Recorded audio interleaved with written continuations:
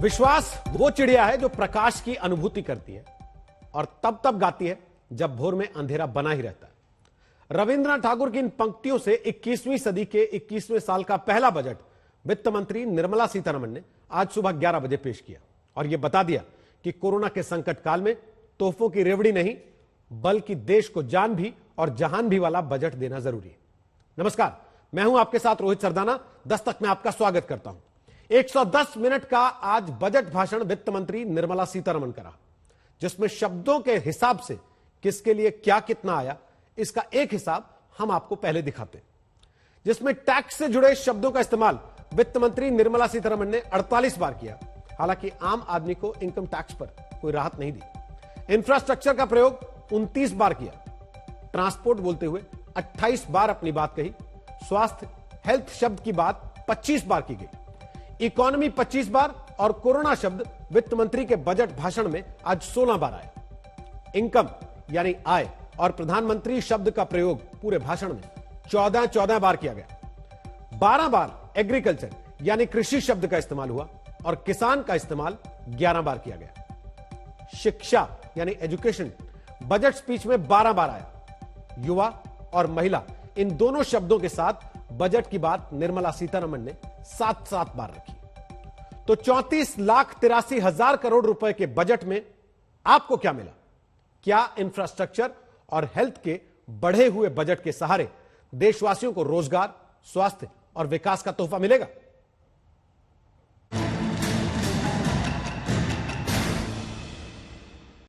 Budget पर बात करने के लिए इस वक्त हमारे साथ हैं बेहद खास मेहमान, केंद्रीय रोड ट्रांसपोर्ट, हाईवे और एमएसएमई मंत्री नितिन गडकरी। स्वागत है नितिन गडकरी जी आपका आज तक पर। बजट कैसा लगा? नमस्कार।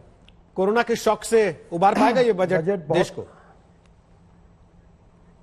देखिए, पहली बात तो ऐसे है कि कोरोना का संकट पूरे विश्व पर था, हमारे ऊपर भी आया था और उसके कारण निश्चित रूप से हमारे एमएसएमई पर सभी बातों पर परिणाम हुआ है। पर मैं आपको विश्वास के साथ बताना चाहता हूं कि कोविड होने के बाद में भी हमने रोड कंस्ट्रक्शन में आज तक के सब रिकॉर्ड तोड़ दिए और एक समय जो 2 किलोमीटर पर डे तक रोड आए थे, हमने इस समय जनवरी एंड तक 28 किलोमीटर पर डे बनाए और अभी मार्च एंड तक इस साल का 40 किलोमीटर पर डे के ऊपर जाने की कोशिश कर रहे हैं। तो कोविड में भी प्रधानमंत्री जी के नेतृत्व में हमने समस्याओं पर मात करके हर जगह पर हम आगे जा रहे हैं। समस्याएं थी पर इसमें ये बजट बहुत बड़ी शक्ति देगा और आत्मनिर्भर भारत की ओर हमारा देश आगे जाएगा, ऐसा मुझे विश्वास है और बजट ने वो दिशा भी दी है।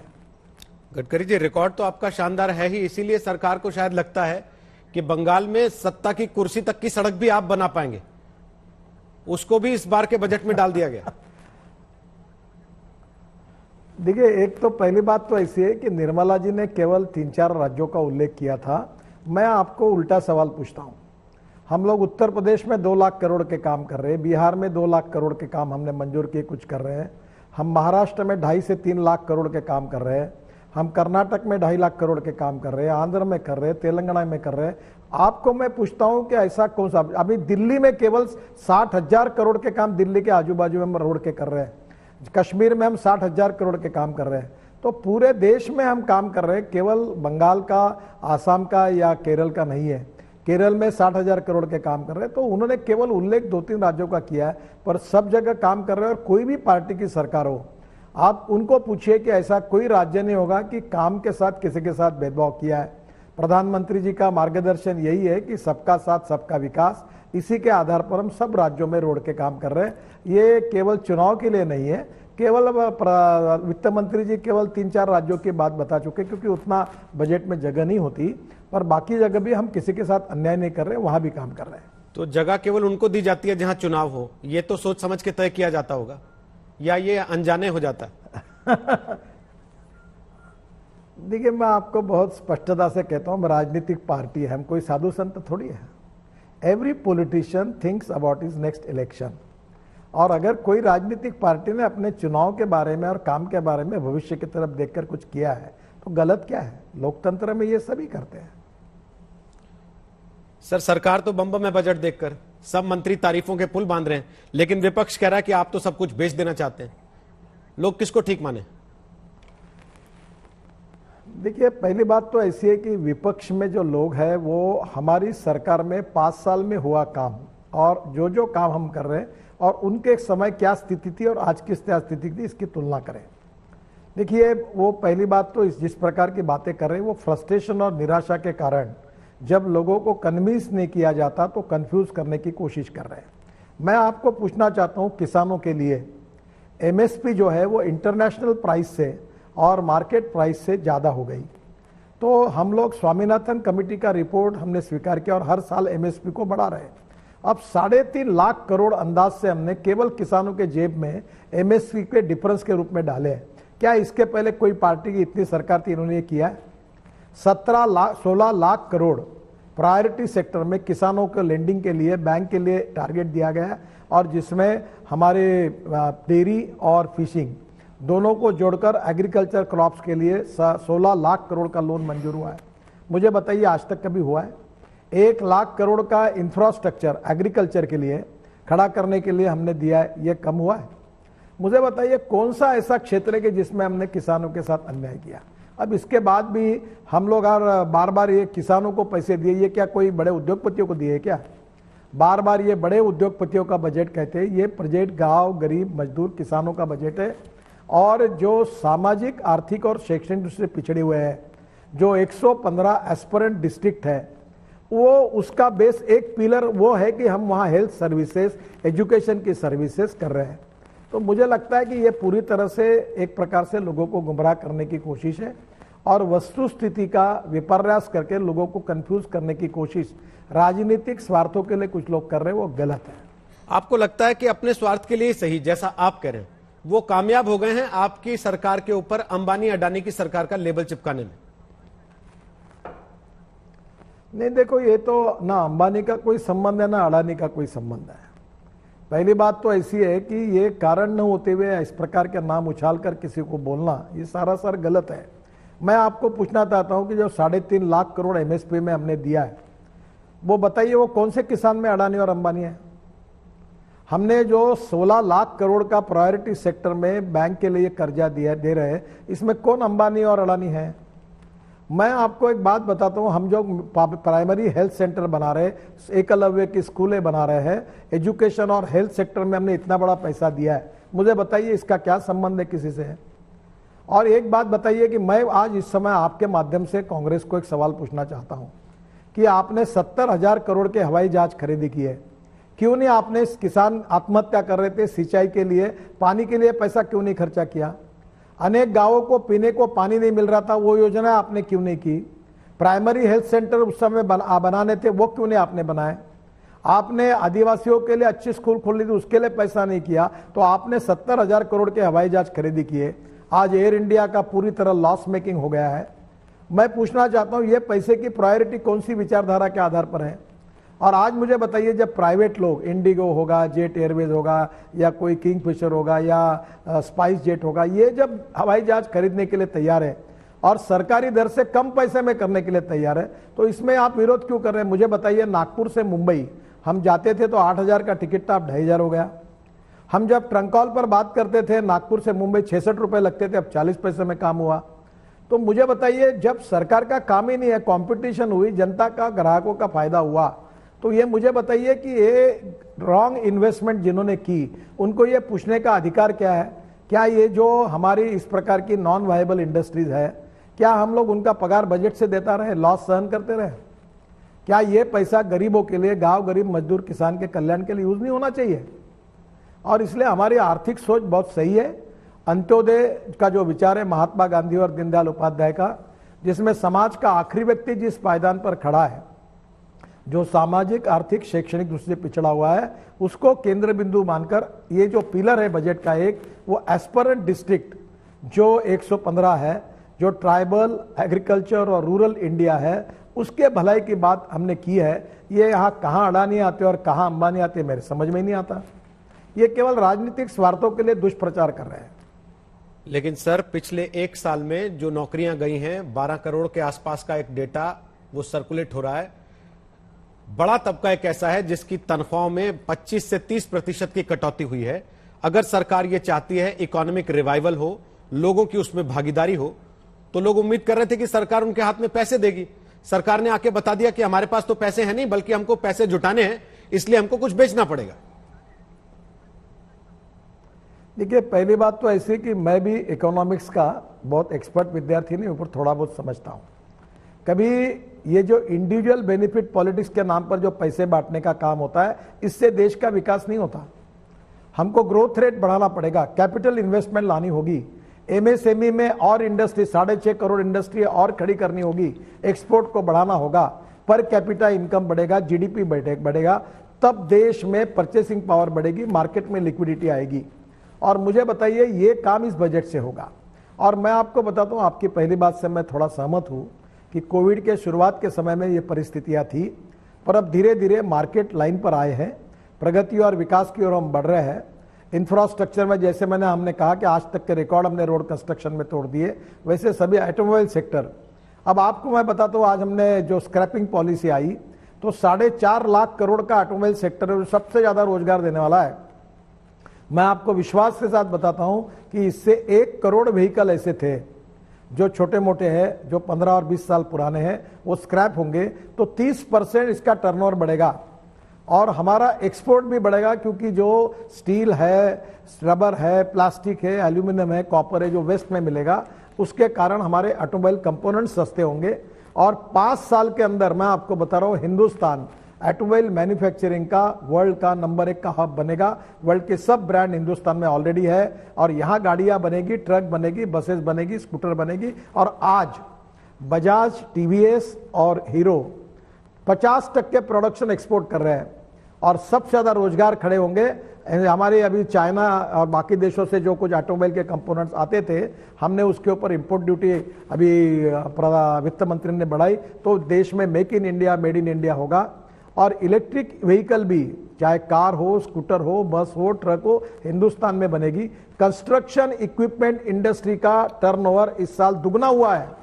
इतने हमने इंफ्रास्ट्रक्चर के प्रोजेक्ट डेवलप किए हैं, तो इसमें निश्चित रूप से सबके तनख्वाह भी फिर से मिलेंगे, तनखे बढ़ेंगे, नए लोगों को रोजगार मिलेगा और 5 ट्रिलियन की इकोनॉमी भी बनाएंगे और 111 लाख करोड़ का इंफ्रास्ट्रक्चर बनाकर आत्मनिर्भर भारत जो सपना है प्रधानमंत्री जी का, वो पूरा होगा। सर, 9.5% का घाटा छोटा मोटा नहीं होता।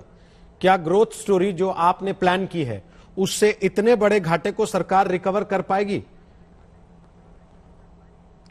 देखिए, एक तो बात सच्चाई है कि एक तरफ निश्चित रूप से कोविड के संकट जो पूरे विश्व पर आया, वो हमारे ऊपर भी आया है और ये बिल्कुल नेकेड ट्रूथ है कि कोविड के कारण इसका परिणाम एमएसएमई के ऊपर, बाकी सब बातों के ऊपर हुआ भी है। पर प्रश्न ऐसा है कि इस नेगेटिव स्थिति में रोने से काम नहीं होगा। We need to understand art of living with कोविड-19 और हम कोविड की भी लड़ाई जीतेंगे और आर्थिक लड़ाई भी जीतेंगे। यही स्पिरिट निर्माण करने की आवश्यकता है और यही स्पिरिट निर्माण करके हम लोग इकोनॉमी को फिर से एक बार ग्रोथ रेट को बढ़ाएंगे। धीरे धीरे अच्छे साइन दिख रहे हैं और मैं मार्च एंड में जब हमारे जीडीपी ग्रोथ का आएगा तो मैं निश्चित रूप से एक रिमार्केबल चेंज होगा और धीरे धीरे ये बढ़ता जाएगा और ये जो संकट बीच के समय में पिछले साल में आया था, उससे हम निकल जाएंगे। इतना मैं पॉजिटिविटी के साथ, विश्वास के साथ आपको विश्वास दिलाता हूं। आपने स्क्रैपिंग पॉलिसी का जिक्र किया, उसको लेकर बहुत से लोगों के मन में एक सवाल है कि दुनिया के बड़े मुल्क अपने व्हीकल्स की फिटनेस के आधार पर तय करते हैं, आप उम्र के आधार पर तय करना चाह रहे हैं। विदेशों में 25 साल पुरानी गाड़ी भी चलती है बशर्ते उसके पास फिटनेस सर्टिफिकेट हो, लेकिन हमारे यहां हम 15 और 20 साल की सीमा तय कर रहे हैं। देखिए, पहली बात तो ऐसी है कि हमारे देश में जो ऑटोमोबाइल बनती है, अभी आपको मैं नाम नहीं लेता, एक कंपनी ने अपने ट्रक बनाया है, उसको 7 साल के लिए मेंटेनेंस नहीं लगा। और मैं जब स्टूडेंट था तब मैंने स्कूटर ली थी तो 32 किलोमीटर पर लीटर एवरेज था।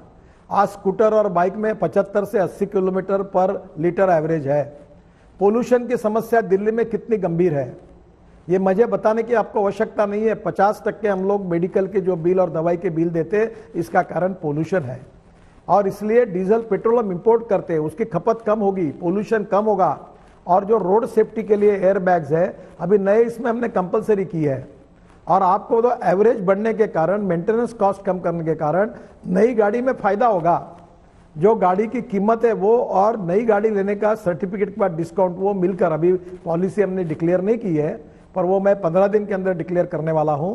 इसका फायदा ही होगा, इसमें देश की इकोनॉमी भी मजबूत होगी, पोल्यूशन भी कम होगा, इंपोर्ट भी कम होगा, एक्सपोर्ट भी बढ़ेगा और ऑटोमोबाइल इंडस्ट्री का टर्नओवर बढ़ाकर हमारी जो एंसिलरी है ऑटोमोबाइल कंपोनेंट की इंडस्ट्री वो भी जोरों से चलेगी, रोजगार निर्माण होगा और ये आने वाले समय में वर्ल्ड की नंबर 1 की हमारी ऑटोमोबाइल इंडस्ट्री बनेगी।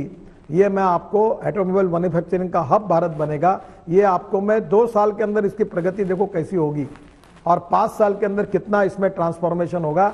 आप बिल्कुल आज तक मैं जो बात कहता हूं हर बात सिद्ध हुई है, आज ये बात कह रहे हो, नहीं हुई तो आप मुझे बुलाइए और जरूर सुनाइए कि आपने कहा ये नहीं होगा।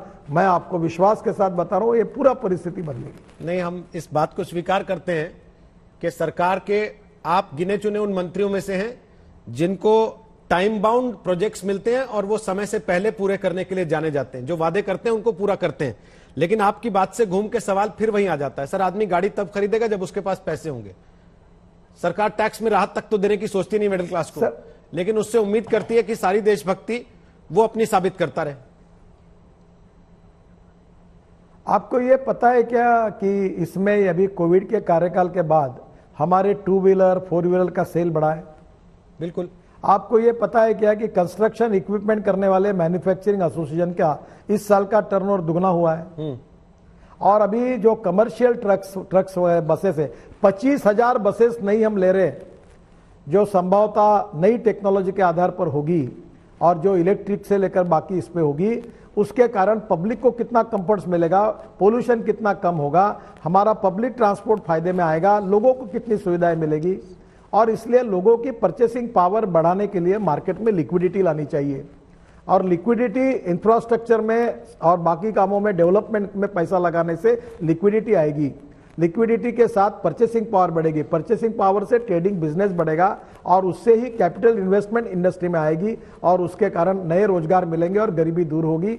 और अब चलो गांवों के और जो सोशली इकोनॉमिकली एजुकेशनली बैकवर्ड है उस गांव में जाएंगे और मैं आपको पता होगा कि हमने गोबर से पेंट बनाया, इसी मैं रूम में बैठा हूं, यहां बाजू के दीवार पर गोबर से बना हुआ पेंट लगा हुआ है और ये पेंट अभी हर गांव में एक पेंट इंडस्ट्री होगी जो मार्केट के किसी भी अच्छे पेंट से अच्छा है और जो कम से कम आधे प्राइस में है।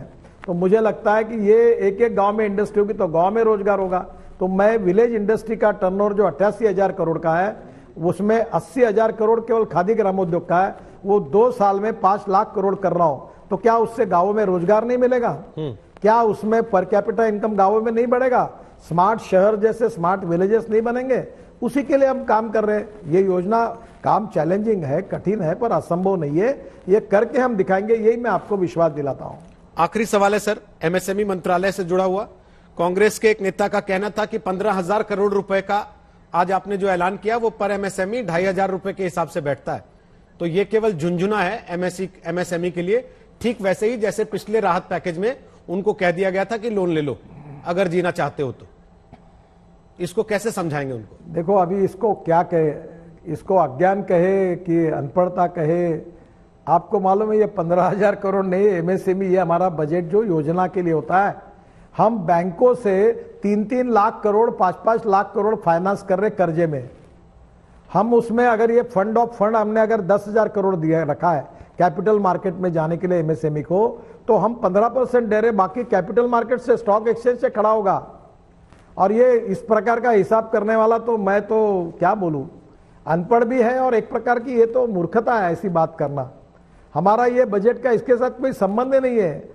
पूरे भारत की राष्ट्रीयकृत बैंक है, सिडबी है, फाइनेंशियल इंस्टीट्यूशंस है, वो 6.5 करोड़ एमएसएमई को फाइनेंस कर रही है।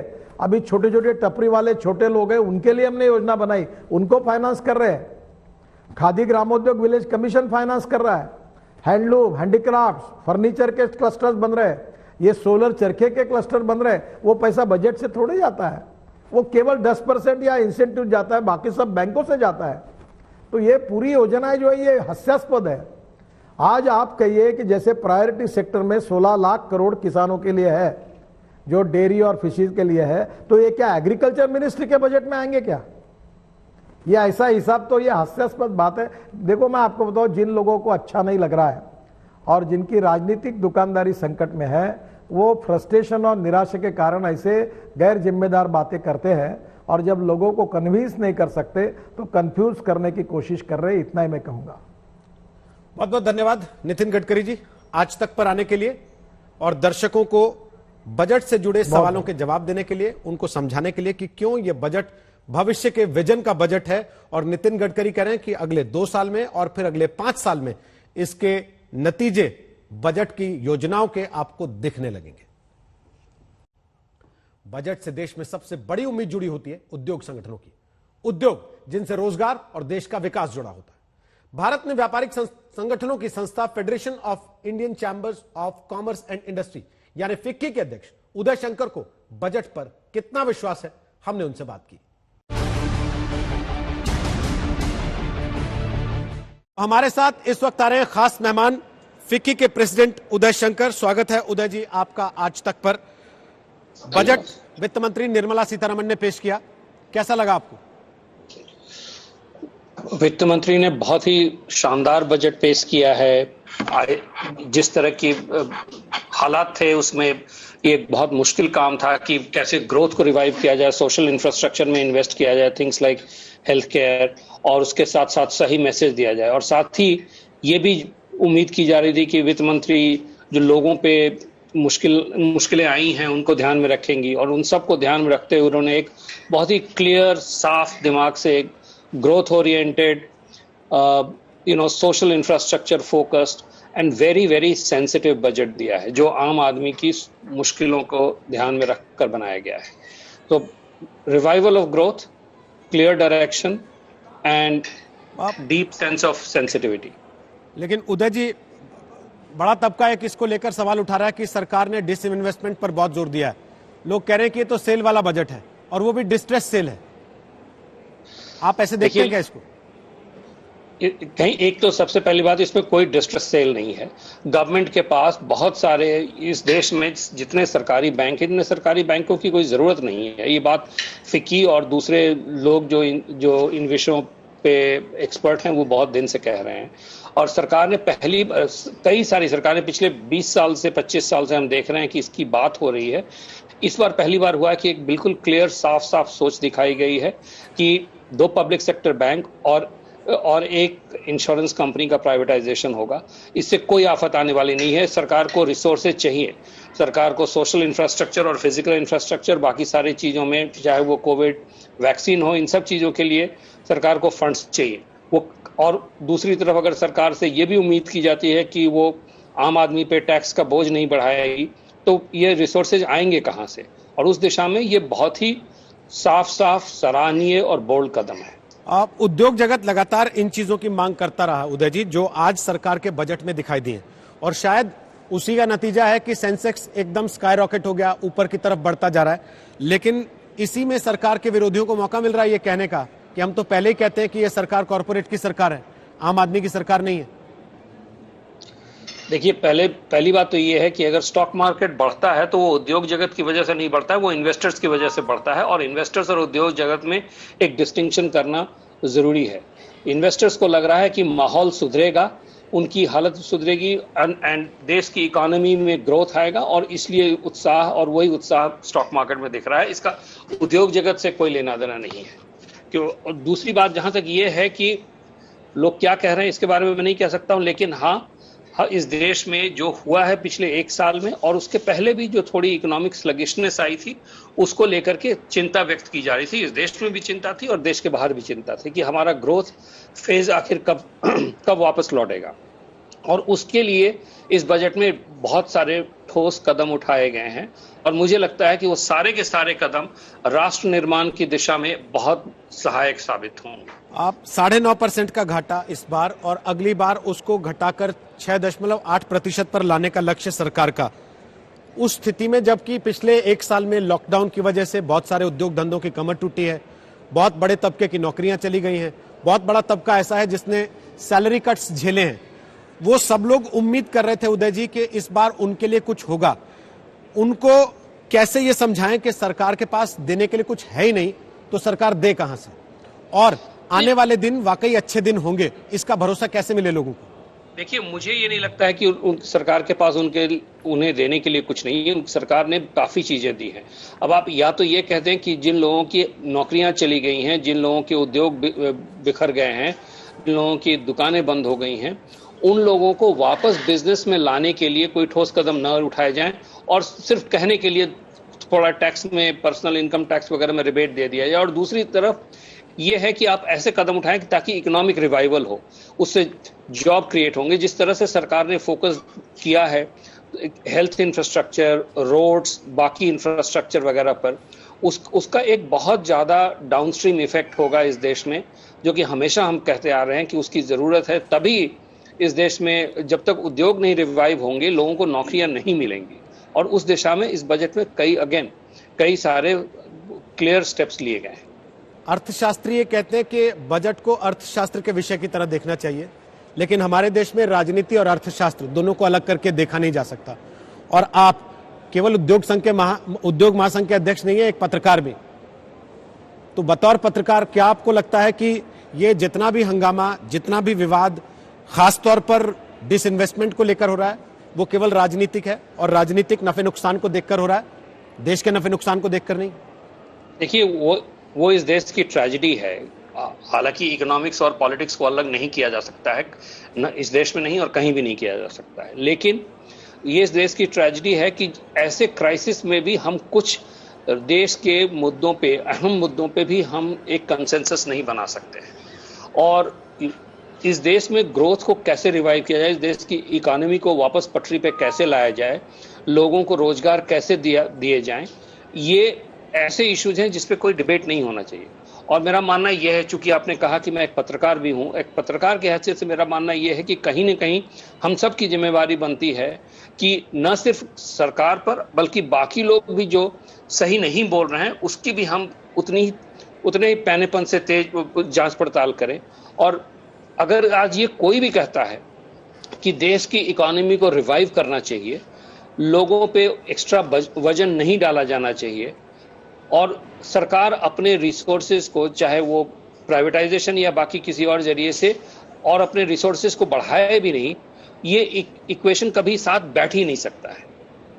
कोरोना काल की परिस्थितियों के बाद भारत का 5000 ट्रिलियन डॉलर की इकोनॉमी का लक्ष्य, भारत का आत्मनिर्भर भारत का सपना, मेक इन इंडिया का सपना, इन सारी चीजों को आपको लगता है कि अचीव करने की दिशा में, हासिल करने की दिशा में यह बजट कारगर साबित होगा, या अभी हमको पिछले 1 साल का जो गड्ढा हुआ उसको भरने में लग जाएगा 1 साल?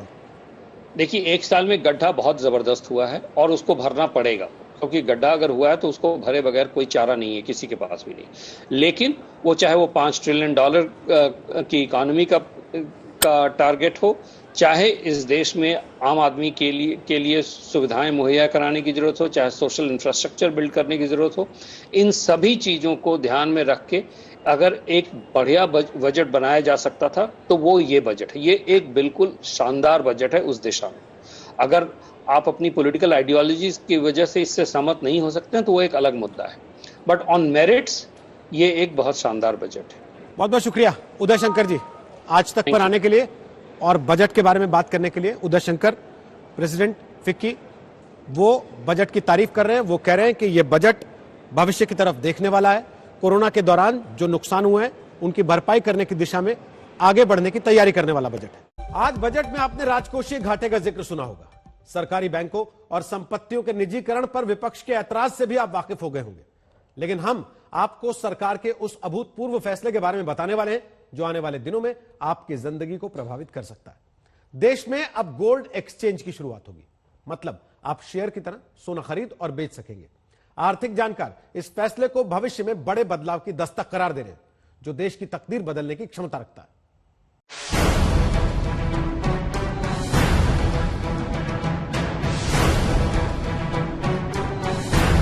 आज का बजट भारत के आत्मविश्वास को उजागर करने वाला है। ये बजट आत्मनिर्भरता के उस रास्ते को लेकर आगे बढ़ा है जिसमें देश के हर नागरिक की प्रगति शामिल है। ये बजट इस दशक की शुरुआत की एक मजबूत नींव रखने वाला बजट है। महामारी की मंदी से छुटकारे के लिए सरकार ने कई बड़े फैसले किए हैं। सरकार जिन मेड इन इंडिया टीके का इस्तेमाल इकोनॉमी की सेहत ठीक करने के लिए करने जा रही है, उसमें एक टीका गोल्ड से जुड़ा है।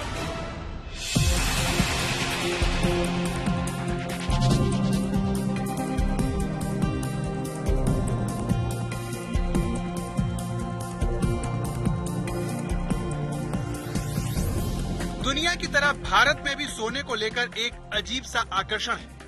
भारत में गोल्ड के अलग अलग मायने हैं। चाहे ईश्वर को खुश करना हो या फिर मन्नत पूरी होने पर दान पुण्य देना हो, जनता से लेकर मुख्यमंत्री अपनी अपनी हैसियत और क्षमता से भगवान को सोना चढ़ाते हैं, भले ही सोने की कीमत कितनी भी हो। 50,000 crores। लेकिन इस बार जैसे ही वित्त मंत्री ने अपना भाषण पूरा किया, सोना सस्ता हो गया। सवाल है क्यों? शादी में बेटी को जेवर देना हो या फिर पारिवारिक शादी में गिफ्ट या फिर सोने के रूप में अगली पीढ़ी को आशीर्वाद, सबका सोने से वास्ता पड़ता है। लेकिन इस बार के बजट में सोने को लेकर एक ऐसा ऐलान हुआ जिसके बाद भारत सोने के कारोबार का सिकंदर बन सकता है। भारत में गोल्ड स्टेटस सिंबल है, सोना मतलब समृद्धि। लेकिन इस बार के बजट में एक ऐसा ऐलान हुआ है जिसने सोने को न सिर्फ फौरी तौर पर सस्ता कर दिया है, बल्कि उसकी विश्वसनीयता को भी बढ़ा दिया है। वित्त मंत्री ने अपने बजट भाषण में गोल्ड एक्सचेंज बनाने का ऐलान किया है, जिसे रेगुलेट करने का काम सेबी करेगा। साधारण भाषा में समझे तो जिस तरह से बॉम्बे स्टॉक एक्सचेंज में स्टॉक की ट्रेडिंग होती है, उसी तरीके से गोल्ड की खरीद फरोख्त की जा सकेगी। यानी गोल्ड के कारोबार को भी नया स्वरूप मिलेगा, जो गेम चेंजर साबित होगा। In the budget 2018-19, government had announced its intent to establish a system of regulated gold exchanges in the country. For the purpose, SEBI will be notified as the regulator, and Warehousing Development and Regulatory Authority will be strengthened to set up a commodity market ecosystem arrangement, including vaulting, assaying, logistics, etc., in addition to warehousing. इस बार के budget में सोना चांदी की custom duty को घटाया गया है। मोदी सरकार ने 12.5% से इसे कम करके 7.5% कर दिया। वित्त मंत्री के इसी ऐलान के बाद सोना करीब 1200 रुपए सस्ता हो गया। भारत में आम निवेशक मुनाफा कमाने के लिए या तो स्टॉक मार्केट की तरफ भागते हैं या फिर फिक्स डिपॉजिट करवाते हैं। लेकिन लोग यहाँ निवेश तब करते हैं जब सब कुछ सामान्य होता है। जब भी दुनिया की अर्थव्यवस्था में अनिश्चितता आती है तो अधिकतर निवेशकों की पहली पसंद होती है सोना। भारत में सोने की मांग 3 तरह से होती है। पहला गहनों के लिए, दूसरा निवेश के लिए और तीसरा केंद्रीय बैंक अपने पास रिजर्व रखने के लिए सोना खरीदता है। आम आदमी वर्षों से सोने में निवेश करता रहा है, वो भी तब जब इसमें पारदर्शिता की भारी कमी है, जिसे दूर करने के लिए सरकार गोल्ड एक्सचेंज बनाने जा रही है। लेकिन सवाल ये है कि ये कैसे काम करेगा, क्योंकि सोना और चांदी में निवेश तो अभी भी किया जा सकता है, इसकी खरीद फरोख्त तो अब भी होती है। फिर गोल्ड एक्सचेंज बनने के बाद क्या कुछ बदल जाएगा? सोने में निवेश पहले से ज्यादा भरोसेमंद आखिर कैसे हो जाएगा? ये समझने के लिए हमने India Boolean and jewellers association limited के सचिव सुरेंद्र मेहता से बात की, जिनकी माने तो सोने को लेकर सरकार का ये फैसला गेम चेंजर साबित होगा। एक्सचेंज यदि हम दूसरे देशों में देखें, चाइना में देखें, टर्की में देखें या लंदन मेटल एक्सचेंज देखें, वहां पर इस प्रकार के गोल्ड एक्सचेंज हैं और कोई भी साधारण, कोई भी आम आदमी जाकर गोल्ड एक्सचेंज से, जैसे आप शेयर एक्सचेंज से शेयर खरीदते हैं, वैसे आप गोल्ड एक्सचेंज से गोल्ड खरीद सकते हैं। आपके ब्रोकर के पास जाना होगा, कमोडिटी एक्सचेंज के ब्रोकर के पास, वो आपके लिए गोल्ड खरीदेंगे और जैसे शेयर की डिलीवरी होती है 2 दिन के बाद में, उसी प्रकार यहाँ पर भी गोल्ड की डिलीवरी आपको 1 या 2 दिन में कर दी जाएगी। इसका जो सबसे बड़ा फायदा है, आज जो एक साधारण आदमी रहता है, एक आम आदमी रहता है, उसे किसी ज्वेलर के ऊपर भरोसा नहीं रहता है, उसे प्राइस की ट्रांसपेरेंसी का भरोसा नहीं रहता है और उसे प्योरिटी का भरोसा नहीं रहता। तो इन सारी चीजों का गोल्ड एक्सचेंज से अंत हो जाएगा, क्योंकि एक्सचेंज आपको प्योरिटी की गारंटी लेता है। एक्सचेंज में हमेशा फेयर प्राइसिंग होती है। उम्मीद है कि ये गोल्ड एक्सचेंज अगले साल भर में काम करना शुरू कर देगा। जिसका मुख्य काम सोने की कीमत को तय करना होगा। अभी भारत में सोने के दाम खपत और मांग से तय होते हैं, लेकिन माना जा रहा है कि गोल्ड एक्सचेंज से पूरी तस्वीर बदल जाएगी। छोटे निवेशक बेफिक्र होकर अपनी पूंजी लगा सकेंगे। इस भरोसे की सबसे बड़ी वजह सेबी है, जो बॉम्बे स्टॉक एक्सचेंज पर भी नजर रखती है। कोरोना वायरस महामारी की वजह से न सिर्फ हिंदुस्तान, विश्व के कई देशों की इकोनॉमी तहस नहस हो गई थी। जहां एक तरफ लोगों की नौकरियों पर सवाल उठ रहे थे, नौकरियों पे तलवार लटकी हुई थी, वहीं हिंदुस्तान में सोने और चांदी के दाम आसमान छू रहे थे। हमारी अभी कोशिश ये है कि हम एशिया के अंदर सबसे बड़े मार्केट बने और हम एशिया में जितने भी एक्सचेंज हैं उनका बिजनेस हम चाहते हैं कि यहाँ पर शिफ्ट हो जाए। फिलहाल जैसे चाइना और इंडिया दोनों जगह लगभग कंजम्पशन 1000 टन है साल का गोल्ड का, लेकिन यदि आप चाइना में संघाई गोल्ड एक्सचेंज की बात करें तो वहां पर साल का लगभग 49,000 टन की ट्रेडिंग होती है। इसका मतलब बहुत लोग लेते हैं और बेचते हैं, तो इस प्रकार ये सुविधा यहाँ पर भी उपलब्ध हो जाएगी। तो गोल्ड एक्सचेंज के ऐसे कई फायदे होने वाले हैं, जो पूरे विश्व का मार्केट हम अब गोल्ड का मार्केट है वो भारत में बनने जा रहा है। ऐसा इसीलिए हुआ क्योंकि सोने में निवेश नहीं डूबेगा, इसका यकीन लोगों का था। पिछले अनुभवी उनके साथ थे, लेकिन गोल्ड एक्सचेंज की शुरुआत भारत में सोने में निवेश को एक नया आयाम देगी। तो गोल्ड एक्सचेंज से सोने में निवेश पहले से कई गुना ज्यादा आसान हो जाएगा। आम निवेशक भरोसे के साथ सोना खरीद पाएंगे। सोने में निवेश करने के दौरान धोखाधड़ी की गुंजाइश खत्म होगी। गोल्ड में निवेश करने के लिए सोना खरीद कर घर या बैंक में नहीं रखना होगा और आम आदमी को निवेश का एक बेहतर और पारदर्शी विकल्प मिल जाएगा। लेकिन क्या सरकार की सिर्फ इतनी ही योजना है? मोदी सरकार अपने इस कदम से आखिर क्या हासिल करना चाहती है? दुनिया के किन देशों में गोल्ड एक्सचेंज का ये प्रयोग सफल रहा है? भारत जैसे देश में जहां लोगों को सोने से इतना प्यार है, इतना आकर्षण है और इतना लोगों को सोने पर भरोसा है, उस देश में जरूरी है कि एक दूरदृष्टि के साथ एक सिस्टम बनाया जाए। सरकार ने अब जो कदम उठाया है वो कदम ये दूरदृष्टि के सिस्टम के साथ मेल खाता है। यानी अगर सरकार की योजना कामयाब हुई तो इससे आम निवेशकों के अलावा देश को भी फायदा होगा। भारत ही नहीं, दुनिया भर के लोग भारतीय गोल्ड एक्सचेंज में निवेश करेंगे। भारत को विदेशी मुद्रा मिलेगी, सरकारी खजाने को फायदा होगा। कुल मिलाकर भारत की आर्थिक ताकत में इजाफा होगा। इसीलिए एक्सपर्ट इसे बड़ा रिफॉर्म मान रहे हैं। दिल्ली से ऐश्वर्या पालीवाल के साथ आज तक ब्यूरो। चीन हमारे बराबर सोना आयात करता है, लेकिन उसके शंघाई गोल्ड एक्सचेंज में 4,900 टन सोना हर साल खरीदा और बेचा जाता है। भारत भी ऐसा कर सकता है, जिससे न सिर्फ सोने के कारोबार में पारदर्शिता आएगी, बल्कि घर के तिजोरियों और बैंक के लॉकर्स में बंद पड़े सोने की ताकत को जगाया जा सकता है।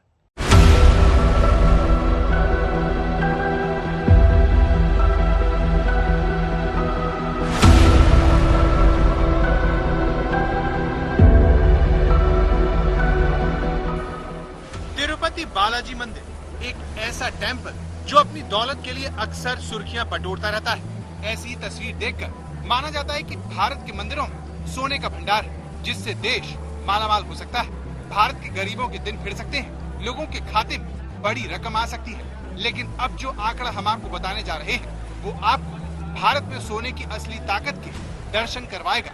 इसीलिए आंकड़ा ध्यान से सुनिए। 25,000 टन सोना, जिसकी 40,000 प्रति 10 ग्राम के हिसाब से कीमत 100 लाख करोड़ रुपए होती है। दोबारा सुनिए, 25,000 टन सोना जिसकी कीमत 100 लाख करोड़ रुपए है, जो पेश किए गए बजट का तकरीबन 3 गुना है। और ये रकम भारत के जीडीपी के 40% के बराबर है। इतनी रकम का सोना भारत के घरों की तिजोरियों और बैंक के लॉकरों में बंद है। 25,000 टन सोना तो अमेरिका और चीन जैसी महाशक्तियों की अमीर बैंकों के पास मिलाकर भी नहीं है। सोचिए, अगर इस गोल्ड की पावर का इस्तेमाल देश की बेहतरी के लिए हो गया तो फिर देश को आगे बढ़ने से कोई नहीं रोक पाएगा। गोल्ड एक्सचेंज की पहल इसी तरफ बढ़ाया गया एक कदम है, ताकि गोल्ड को लेकर भारतीयों के लगाव का इस्तेमाल विकास में किया जा सके।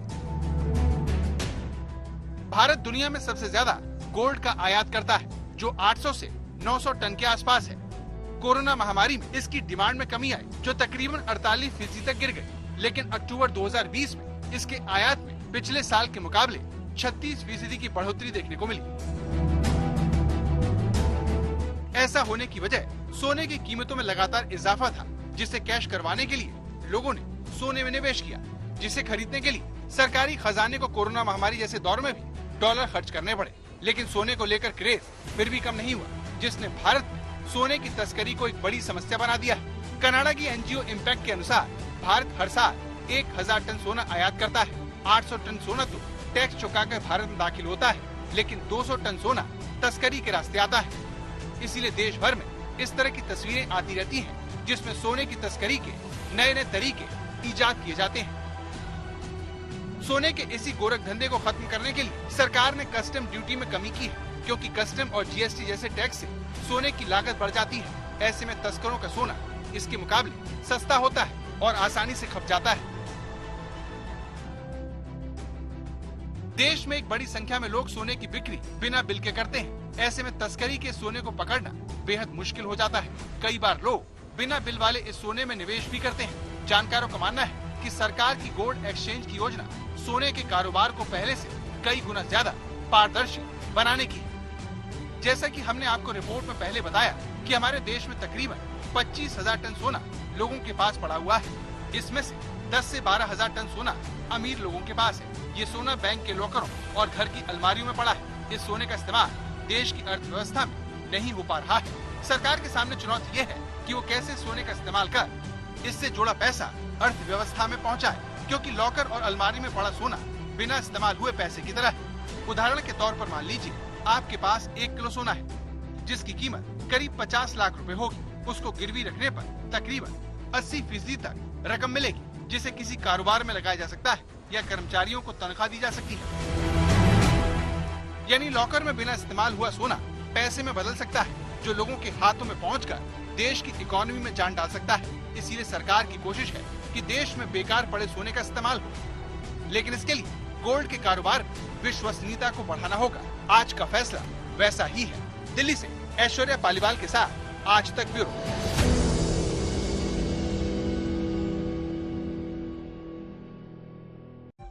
तो दस्तक में आज के लिए इतना ही, लेकिन कल फिर एक नई दस्तक के साथ होगी आपसे मुलाकात। तब तक के लिए अपना ख्याल रखिए।